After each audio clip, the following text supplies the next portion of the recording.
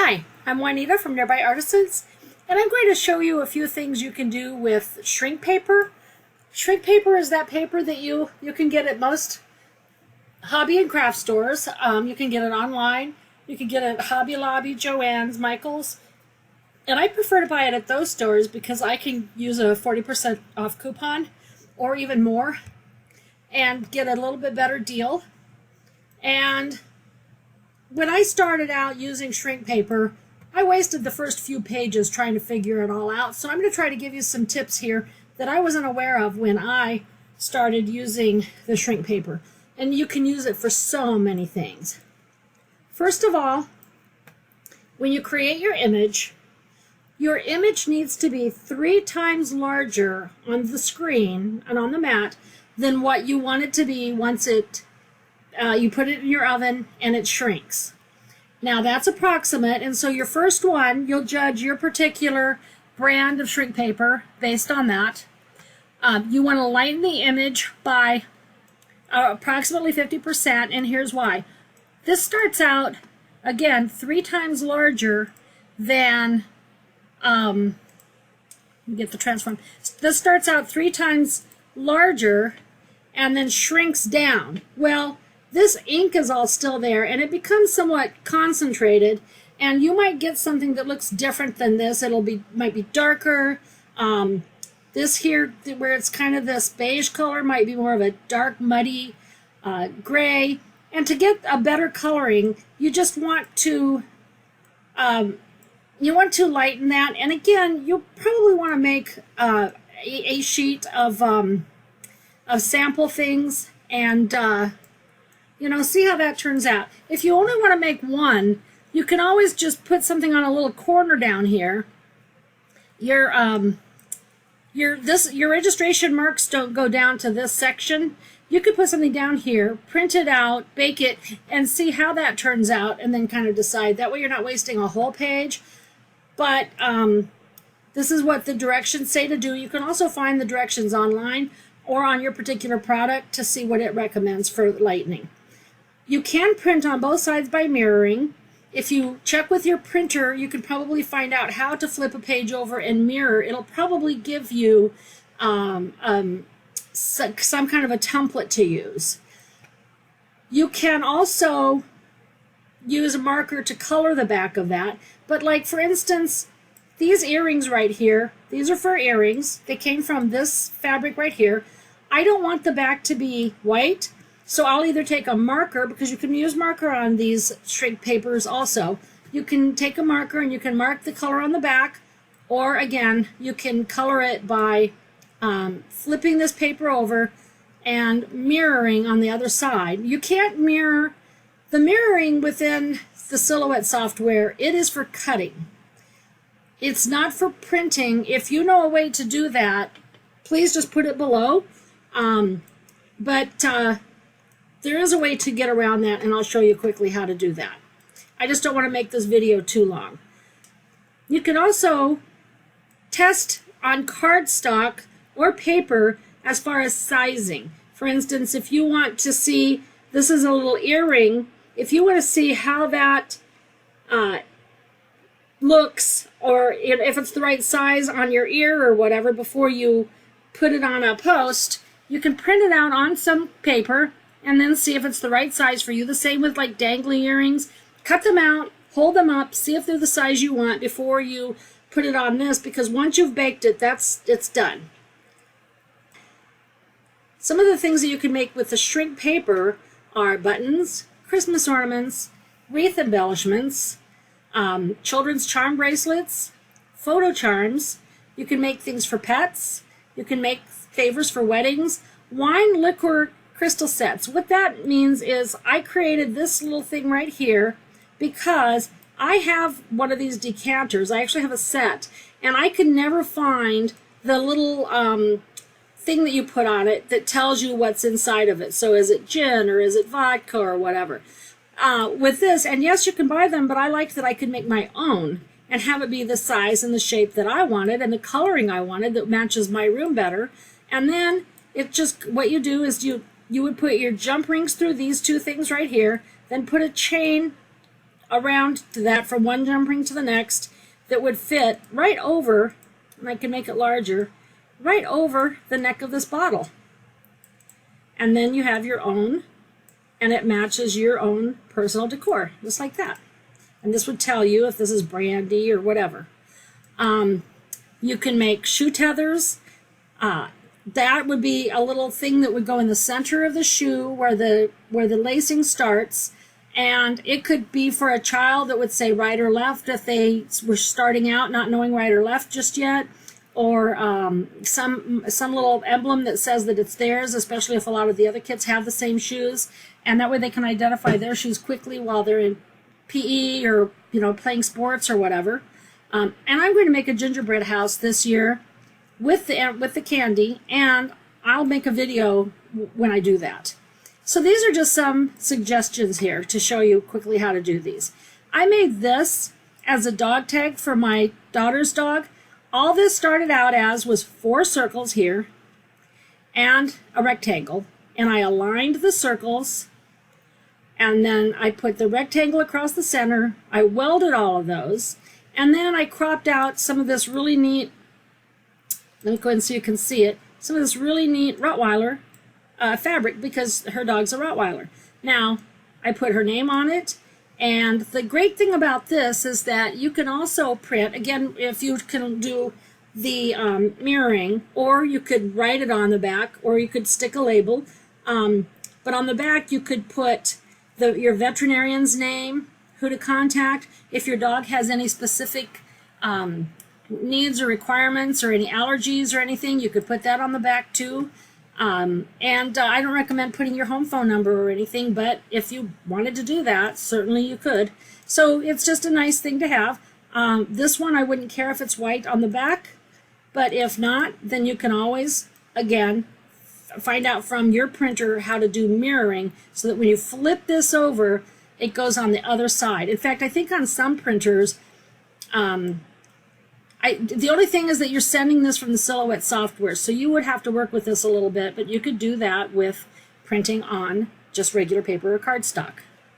I've done it by, now this is going to be, again, 3 times larger, so when I make this 3 times larger, I would see on this side of the page, I would make sure that it's lined up by my grid, and then I would just create the outline of this on the other side, and then just pick a solid color so that I know that when I flip it over, I can know where it's going to end up. And one of the ways I can do that is by going ahead just before I cut, I send this to my printer, I could send it on just a regular piece of paper, and then I can flip that paper over and know where to put it on the shrink paper.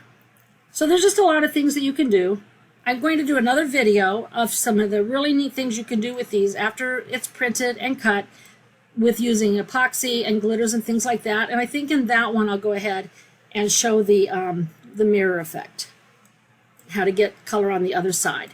And so these are just some things, again, earrings, for my daughter's dog. And if you can see here also, make this larger, right here's the little circle cutout. And that's where I would put the jump rings. So I would put one jump ring there, and it would go across, and then it could attach right to the dog's collar. These would be glued to an earring post that you can get from the jewelry section at craft stores. These are some wings that I found, and this here, what I did here is this is a solid color for the wing, and then this is a background. And if I wanted to make this into a necklace or earrings, you can see the little feather up here. I went ahead and took everything else away, and then I subtracted that from my background here, and I got this to put a jump ring through. This just a regular feather that I found. Feathers are really popular right now, especially for earrings. And I put the little circle here for a jump ring. I think that's a little big, but then you could print this out and see how big the jump ring there needs to be. There's also really small punches that you could get so that after you're all done, if you're not sure where you want the circles to be, when you're completely finished, just before you bake it, you could take the punch and you could punch it and decide, then where you want it. I like to just cut them out all at the same time. Now this one has the hole here, but you can see that there's a split there for the feather. So that's not a good, I want to make sure that when I put that hole, that I'm putting it in a place that isn't going to split, and that it's thick enough to hold up to a lot of wear and tear. This is a button. Now imagine if I had a tunic that I made, and I used this fabric right here for the collar and the cuffs for sleeves, and then I took this fabric and copied it in.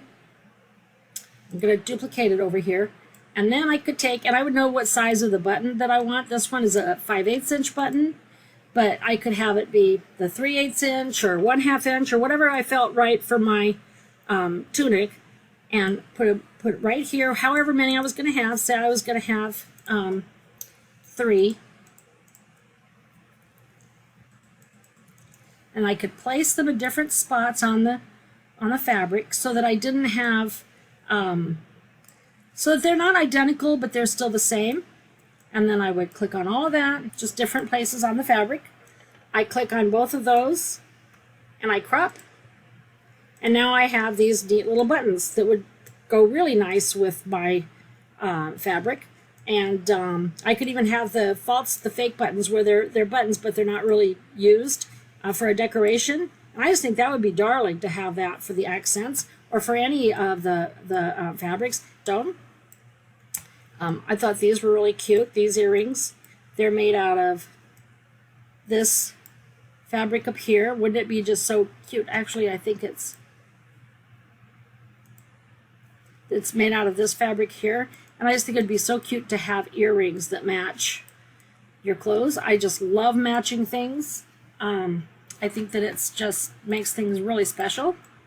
You could even make some earrings that match this and have your tunic, have the collar, the cuffs, the buttons, and then some earrings that could go with that. And these were really easy to make. All it was just making a teardrop shape. Now I do have the business edition, so I have a lot of these really neat and fun shapes. I highly recommend this. But if you don't have it, now all I did was take this, I made a compound path, I then narrowed it, and I kind of I took off this top a little bit, and then I pulled these out till it was even right there, and this one right there, and then I got the fabric. And I could show you on a different one. So I got the fabric and I pulled it like that. And this should be clear, but now I can go over and crop. And now I have one earring. And I could just duplicate this and have them be the same, or I could do it on a separate section of that fabric. Let's see what else I had here. Some fun things. There's just so many fun things you really can do with this, with the shrink paper. This here is going to be a Christmas ornament. I just took a tree shape, put it over this fabric here, cropped, and then got an oval of this color, and I just picked it from in here, and so put this in the center. And now for the tree, I could put I could actually have this be white and put a picture in there. Not put it in there. I could actually print it out with the, let me see if I can move that out. Yeah, so this could be white with a picture in there. So like, you know, a picture of, this is our school's mascot. So I could have that. I probably wouldn't have this tree if I were doing that, but, you know, to give to a coach, or, you know, somebody at the school. And I could make this more gray so it didn't have so much of the red, but I would probably pick a red, some kind of another pattern here if I'm going to use the school thing. If my child plays football, basketball, is a cheerleader, I could make this more a fabric that would go with that more, and then put a little football in the center or whatever. And then when I print this out, this is one part. There's no layering or anything. It's going to print out just like this, and then it's going to cut and with a little hole, and then I'm done. I mean, and just making sure of what's on the back. So that's a cute thing to do. You can also take this little mascot guy here, and you could make, you could use a shape, even just a square, a circle, and you could make some zipper pulls, key rings. I'm going to go ahead and just make one. I'm going to use this shape right here. And like right here, I could go ahead and make this a little narrower. White, make it white. And now I could make this larger, put the put a little smaller, put it right in there, and I would go ahead and cut this top off because I wouldn't want the point for a zipper pull. I don't want it to be where it could get the point down here is fine, but up there where it's going to be connected to something, I wouldn't want that. So I would go ahead and put duplicate that, pull it over. I would go ahead and put like this right here and have my my zipper pull, or I could also take this here and duplicate it, make it a little bigger, pull that over.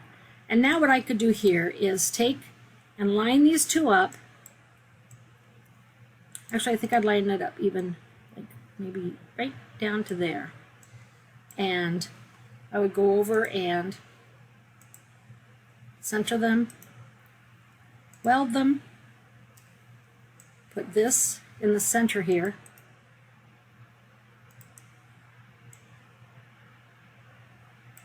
And then I would line that up, group it, or make compound path. I would just make a compound path. And then, but I want it to be white. And then I could put this in the front, and then that would make a really nice zipper pull, or, you know, for one of their bags. This wouldn't be a bad Christmas ornament itself. Put some kind of an initial or something here. I could put this down here and then have a football somewhere. And then, I mean, there's just so many fun things you could do with this. Different shapes, you know. If I didn't want the zipper pull to be that shape, I could have it be a triangle. You know, just something to hang in their lockers. It's just really fun things that you can do with these. It's just endless the fun. Now I'm going to show you take more time and show you how I did this one here because there's so many earrings you can do. For one thing, I can do a circle and white. And now I can take this circle here and make a couple copies and go ahead and overlap them here.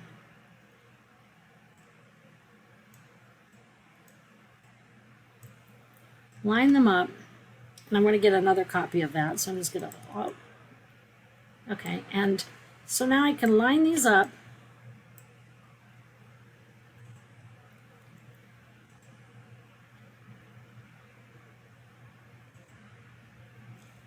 and then weld. Then I can take these and make these a lot smaller. I think that's going to grab, yeah. Move these, and then make these substantially smaller and put them right a little smaller still. If I was taking my time, I would do each one of these circles individually and then put them together. But I'm just going to do this for now. So I'm going to put that right there, that right there, and that right there. And I'm going to line those up. And then I'm going to make a compound path. And now I could have this for an earring. Of course, this is going to be small. you know, it would be smaller. And I would put either a small little thing up here like I did for that, like I did for this, for the jump ring, or I could just put a hole here for the jump ring. I just like to give the jump rings a little extra material there so that they're more sturdy. But now I could take this here and bring this to the front. I could also have these be like larger, smaller, and then smallest, but I'm just showing you quickly some things you can do. And now I would, crop. And now I have this really cool earring. And then I would do another one of a different section. I just like the things to not match to where they're the identical same ones. I just think that's neat. And so I'd have this earring here. There would be one that would, you know, hang down. This here, I'll show you how I did that. So I created my thing here. Now remember, all of these have to actually be printed and cut 3 times larger.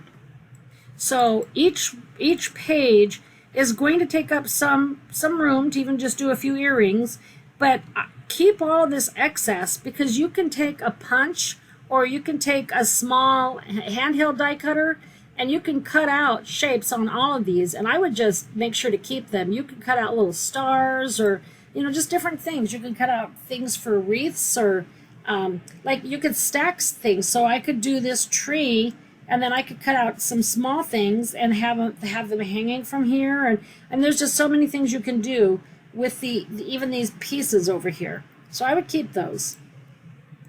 Okay, so I'm going to bring that in.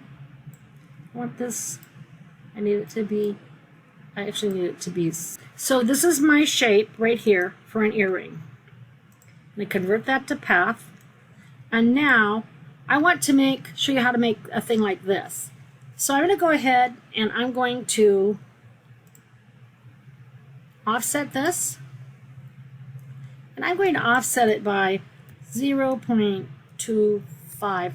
Now again, you can make this and cut it out on paper, the actual size, and see how you like that, if this is narrow enough or if it's too narrow. So now I'm going to make these, I'm going to make those compound path and make them a little bit smaller and enlarge my screen. Oops, not that small. Okay, so now what I'm going to do is I'm going to take a circle and I'm going to hold down my shift key and get this circle, and I'm going to see, I want a line to go across from here to here pretty much. So I'm going to see what I need to do to get that, but I don't want it to arch up too much. So I'm going to go ahead and pull this over until until it touches each one of those corners. The corner right here on the inside. So I'm going to go ahead and align those so I can get a better idea. Okay, it needs to go up a little bit.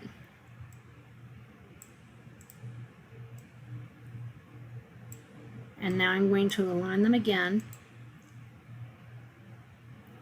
And that's fine. So I'm going to pull both of those down right there to that line so that I know where to cut. Okay, so I'm going to pull this away. I'm going to get my knife. I want to make sure that my knife is an outline, not a solid. And I'm going to go ahead and cut. Right, I think it was right here. I'm going to cut right there, holding down my shift key. And if that's not exactly right, that's okay. I'll just take it to where I need it to be. Okay, so right there. So now what I'm going to do is I'm going to offset that. And I'm going to offset it by a little less than this out here is. And that was 0.125. So I'm going to make this be 750. So think I want to go back. So I'm going to offset that to 0.750. 0, 7, 0 point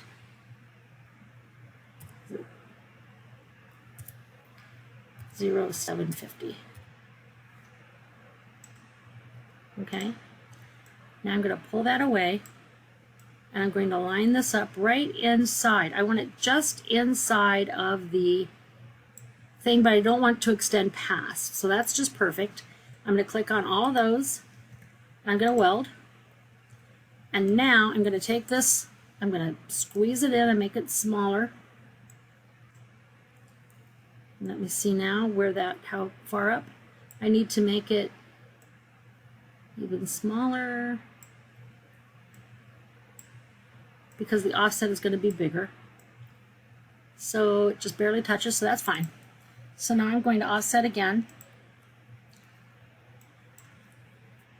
0.075. Pull the center out.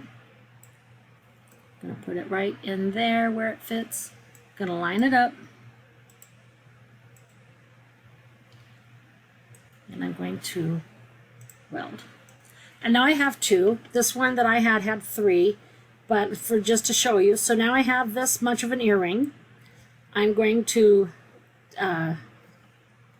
do what I said before. I'm going to go ahead and make a copy of that. I'm going to make it larger. I'm going to line it up right. I don't want it too big because I don't want too much of a gap right in here. So I don't want it too large. I'm going to go ahead and line that up.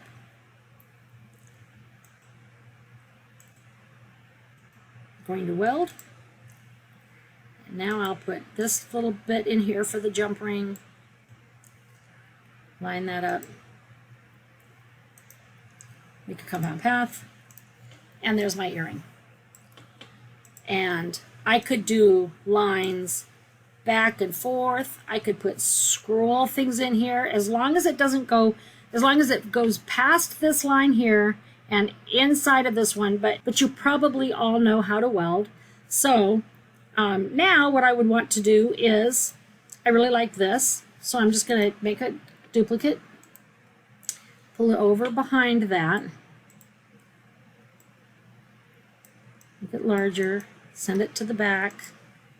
And now I will click on both of those, and I'm going to crop. And isn't that just the coolest earring? I think that I would offset the whole thing. Let me just give that a try. I think I'd want it a little bit thicker. So I'm just going to go ahead and offset the whole thing now that it's done. And that looks pretty good. Apply. Take this away.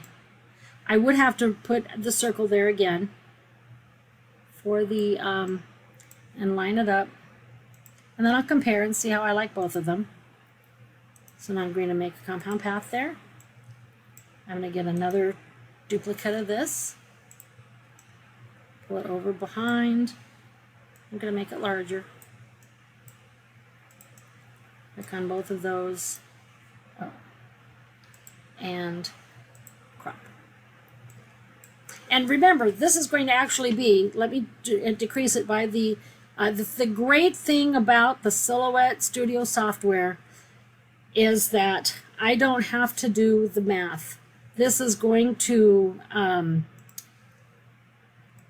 I could decrease it by the 1/3 by 30% to see. Well, it says 33, but that's 3 times smaller.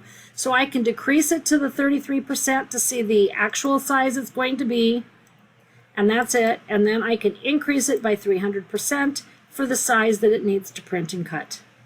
And it's just wonderful to be able to look at this. Like, for instance, how far down do I want this to dangle? And I think I only want this to dangle down about one and I think 1 3/4. So 1.75. And now that's the size it's going to be. And of course I would print this out on regular paper and see if that's the size, hold it up to my face, and then I would check my little hole here and make sure that the jewelry hook goes through there all right, or the jump ring, whichever I decide to use. And then I can decide, yes, that's the size I want. So now I can go ahead and increase that to the 300% to print.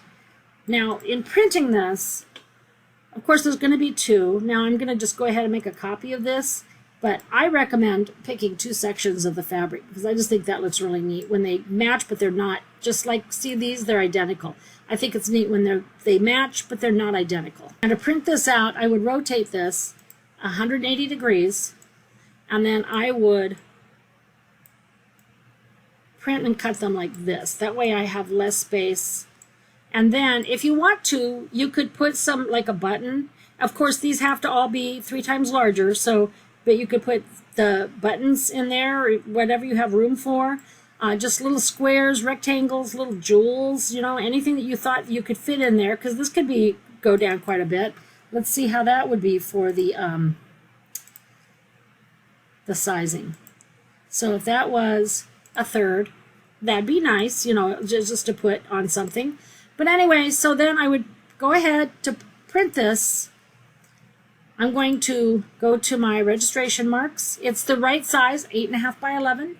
The shrink paper is all 8.5 by 11, and you can get clear or white. So now I'm going to go ahead and do for the cameo, get the registration marks. So I just need to make sure that I have my registration marks set up and that I'm not going past them when I'm printing and cutting. And now what I meant about the mirroring thing, I could go and create just a regular rectangle that would be large enough to go over these 2 pieces. Now send that to the back. I could take one of these colors here using the color picker and get a color that I like. There's some really pretty colors in this. Maybe that color there. And now what I could do is say, how far over and down is this? And I could actually line this up to where it's right here. So it's right here on this line. Actually, I could line it up right at the top. So it's right there at that line. So I'm going to, and then it's right touching this. So now I would put my paper. It has to be within the registration marks. But so now I could have my paper, and I would count over how far on my grid. And this might be a trial and error. I mean, this might be, you could print this out with this size on your regular printer paper, and then flip it to the other side to mirror and put this on that other side and print and see, do they line up right? Is this going to work? Because this would be really pretty to have. You don't have to worry about this because this is going to be flipped over. But you could pull them down some so that you have more room there. What you could do is just choose all of those and go over to aligning and align them to the bottom.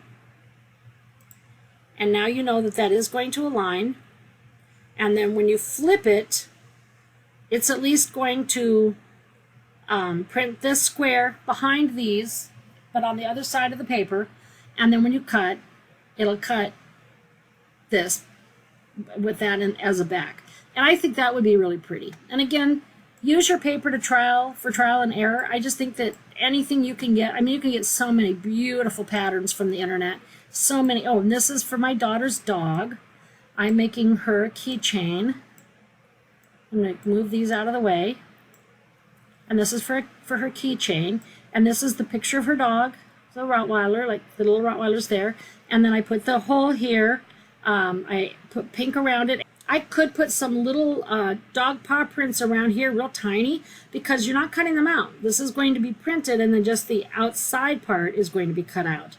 So I could put little paw prints around here and cut this out, and then this is, again, would be, see what size it would be once it's shrunk down a third.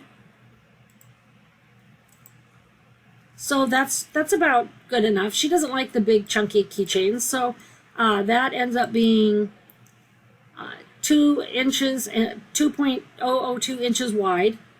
And I could fix it so that it's an even thing. I could say I just want it to be 2 inches wide. And now that's the width I want. So now I go up to the 300%. And now that's how I'm going to print it. And there's no mirroring in this. You don't have to worry about that. Only the mirroring on your printer for that back side is all. But you can also take a marker and mark the color on the back. If you even do a pair of earrings like this, say, like that, probably any pink or green would go nice on the back. And you could just go ahead and color them with a marker. And then you can bake them and see what you like. Because this is just a lot of fun to work with. And watch for my next video where I'm going to show you how to use epoxy and glitter to make these look more like there's something that you bought in a store, especially the jewelry. The jewelry can be made look like it's really nice jewelry.